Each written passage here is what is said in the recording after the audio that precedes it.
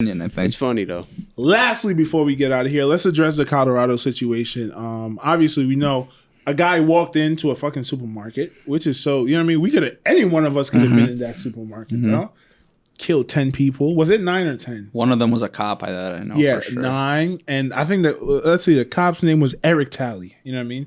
He was the first person to respond to the situation. Unfortunately, his life was taken. I'm sure it might be an honorable way for a cop to go. Okay, yeah. It is, I right? feel like to it. die in the line of duty, protecting and badge. serving. You know, for real. And For apparently sure. they did this real cool thing where they took his handcuffs off of him, his deceased body, and put it on the guy and made sure that he was arraigned in those handcuffs because apparently it's like a symbolic thing if a cop dies on a job to use his handcuffs those one last time. Have you ever seen one of? Sorry to cut you off. Have you ever seen what a cop or a military funeral looks like? No. It's probably one of the most like prolific events to happen. Yeah. So With someone who died in duty? Yeah. So when a military personnel dies and they have their dog tags and all that stuff, they give it to the family, obviously, but the body returns, and they have at least like hundreds and hundreds of people that show up to the funeral. They give the American flag to their parents, and they have it in a nice plaque. But it's like a 4-hour kind of process. Yeah. And the same thing happens with a cop. They stand there, they shoot the guns out. It's just like you've seen in any probably movie where a cop passes away. It's a very symbolic moment. That's dope, as it should be. That's a That's where the taxpayer waste of dollars $4. That's a waste of 4 hours for me. I mean, Nah, but for the people Doing involved- anything for 4 hours is a long exactly. time. That's why I hate church. that's why I hate this podcast. But so apparently condolences to everyone that was affected by that. And the thing is, we're going to talk about the people that died. There's a lot of people there that's going to be fucked up for the rest of their lives. There are a lot of people who Definitely. can't go to a grocery store anymore. Could you imagine not being able to go to a grocery store anymore without looking over your shoulders? Years like, of therapy. Therapy, bro. Dollars spent on therapy. Yo, people that was there the day before. Yo, I could have. I was supposed to go there, and my mother told me no. Let's go to somewhere else. There are so many people affected by that. Not only the people dying, but listen, condolences to all y'all on some real shit. Now they're saying that the guy is mentally ill, which I have no doubts that he was, right? And I think we all bear responsibility in the game of life, right? So apparently, while he was playing, he was a wrestler in high school.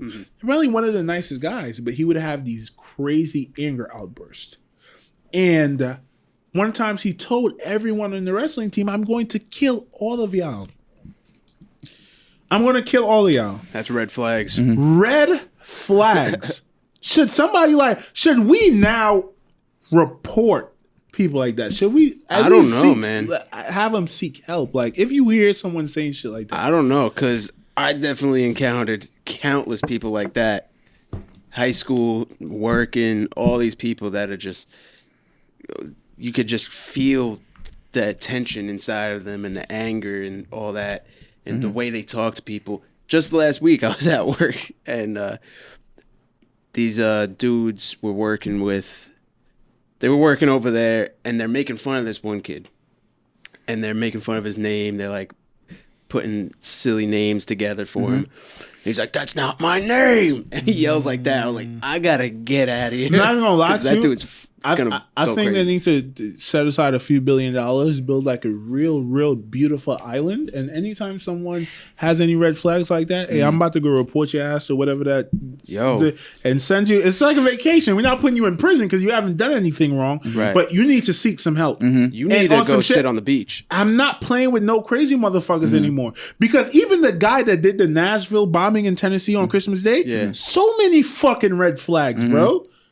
His girlfriend told the cops, "Yo, this nigga's building a bomb in the RV." The cops knocked on the door. He wasn't there. Okay, let's go home. There's nothing here to be suspicious about. How about checking the fucking RV where he's building the bomb at? You know what I mean? And I think responsibility is everyone needs to learn the story. Responsibility is on us now to even if I have a friend, if Mally was to come here and say some crazy shit, bro, I'm about to report your ass. Yeah, I think to protect you from yourself and to protect other people. I think that last point is probably the best point. That I literally was going to say that too. It's you have these individuals in your life, whether they're friends, peers, or whatever, that need to check you a little. And when you say interesting stuff like that, you need to be like, hey, like, what's going on? Let me sit down with you and talk it out, because that just conversation could instill some kind of like help or ability to come get some help just from you or a therapist or something like that, and then you move on from there. You don't go to a place to buy a gun and then you start shooting up a place. Yes. There needs to be, in my opinion, there also needs to be like a psyche eval that goes on when you get guns or things like that legally. And go through like that. There needs to be more. But there is, but how, bro? People are like Casey Anthony. This bitch was a textbook. What do they call those people? Sociopath. She learned how to act as a regular person, but she was anything but regular. Yo, bro, she is such a good liar, right? And not to get off topic, when her daughter was initially like reported missing, she told the cops, listen, hey, I used to work at this there was a babysitter that was taking care of the kid, and she kidnapped the kid from this job that I had in whatever, this big building, and she used to work right next to me. Okay, so take us to the building.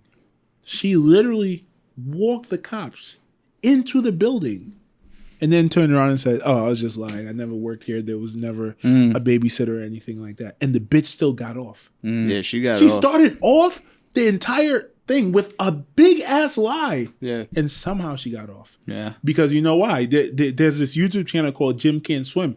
What they really look for when you're being interrogated is psychological cues. For example, I think it's called American Murder on Netflix. The guy who killed his wife and his 2 daughters. You see the video when the cops initially press him and they're just calling out red flags. And that's what Jim Can't Swim does. Because he used to be like an interrogator, and he could be like, look at the way he's fidgeting. That's a clear act of, you know what I mean? Simple shit like referring to your dead daughters and wife in the third person. I really hope they're okay. Your dead wife and kids? You don't hope Becky is okay? Oh, I hope they're okay. That little shit like that, they really break you down. And this bitch Casey Anthony was such a fucking psychopath that she was so calculated. She knew how to act like a regular person at all times.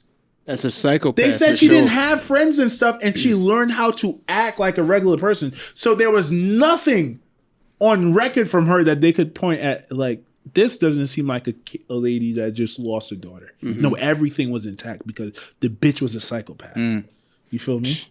There's all these articles and magazines and books and just written, published work by psychologists or individuals that interrogate other individuals that it's indisposable. We can literally get it today if we wanted to. That an individual who has half a brain could read all that stuff and practice everything that they say. There's like a guideline on how to be a killer. Really? And you could learn how to do everything. Yeah. It's just like you going to YouTube and you learning how to cook. It's the same exact thing. It just might not be in a video. It might just be in a book. In a book. That shit is crazy. You ever watch Dexter? That guy knows how to kill people. Really? Take your notes, people. Take your notes. I'm not encouraging murder. Killing. Unless I will get this too on the last Unless podcast. you have thick glasses like Paul. But not this Paul. But yo, check Skrilla out Jim Can't Swim though. It's one of the more interesting YouTube channels, right? And let's put a button on the mass shooting and then start Paul's interview. But there was this one video where a lady, she killed her ex-boyfriend's girlfriend 20 years ago. She was a cop herself. Somehow was a cold case. They got a lead. I forgot what the exact thing that tipped off was. And they called her in like they were about to ask her about a case that she was working on as a cop. Not knowing that she's a suspect in a 20-year-old murder case. She comes, she sits down and says, hey, what's up, guys? Like, what's going on? First question they ask you, do you know such and such name? And her face fucking lit up. Imagine getting away with a murder for 20 years. Thinking, Woo! Yo, dodged a bullet. I'm good. And then 20, you're not even thinking about it. Dodged a bullet. Her face lit up and she froze up like a fucking, like one of Clean Your System smoothies. Those things freeze up. Oh, they freeze up. You put the little ice in there, the little frozen fruits. But so yeah, and so back to the shooter. Now they're pleading mental insanity. Do you think? I don't understand this rule where because you're mentally ill, you're not liable for a crime. I think you should be in prison for longer if they find out you're mentally ill. I sympathize with your crazy ass that your mind took you there, but I don't give a fuck. If I ever become crazy and kill 100 people, nigga, lock me away for life. Lock that motherfucker away for life. Do y'all agree with, this person was mentally ill, so they should not stand trial for the crime? I don't agree with that, but I also think that